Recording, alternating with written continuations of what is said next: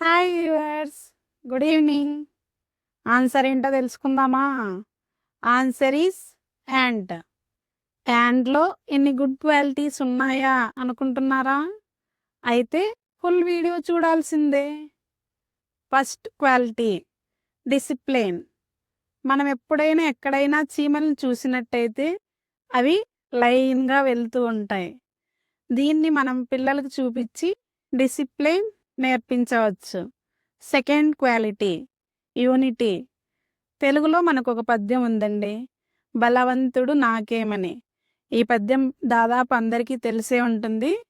దీని భావం, బలవంతుడునని గర్వంతో విర్రవీగకు, బలమైన సర్పం కూడా చిన్న చీమల చేతిలో చస్తుందని. ఒకే చీమైతే ఏమీ చేయలేదు, అదే చీమలన్నీ యూనిటీగా ఉన్నాయనుకోండి, సర్పాన్ని సైతం చంపగలవు అని పిల్లలకు తెలియజేసి యూనిటీ వల్ల కలిగే లాభాలను మనం పిల్లలకు నేర్పించవచ్చు. పిల్లలందరూ యూనిటీగా ఉండేలా చూడవచ్చు. Third quality reach the aim. Ants ఏమేంటి? ఆహారాన్ని సంపాదించుకోవడం.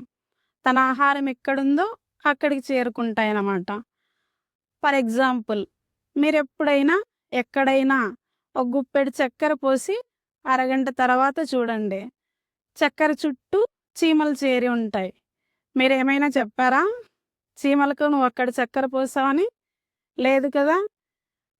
ఈ విషయాన్ని పిల్లలకు చెప్పి పిల్లలు వాళ్ళ ఎయిమ్స్ సాధించేలా మోటివేట్ చేయవచ్చు. Fourth quality future plan.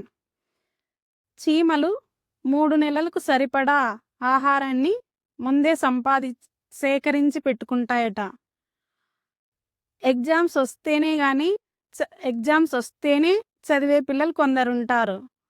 వారికి ఈ విషయాన్ని తెలియజేసి ఎగ్జామ్స్ ఎప్పుడైనా రాని ఈ రోజు నుండే రెడీగా ఉండాలని నేర్పించవచ్చు. మీరు కూడా మీ పిల్లలకి ఇలాంటి మంచి విషయాలను తెలియజేసి వారిలో గుడ్ క్వాలిటీస్ ఇంప్రూవ్ చేసుకోవచ్చు. మా వీడియో నచ్చినట్టయితే లైక్ చేయండి, షేర్ చేయండి, సబ్స్క్రైబ్ చేసుకొని మా ఛానల్ని సపోర్ట్ చేయండి ప్లీజ్.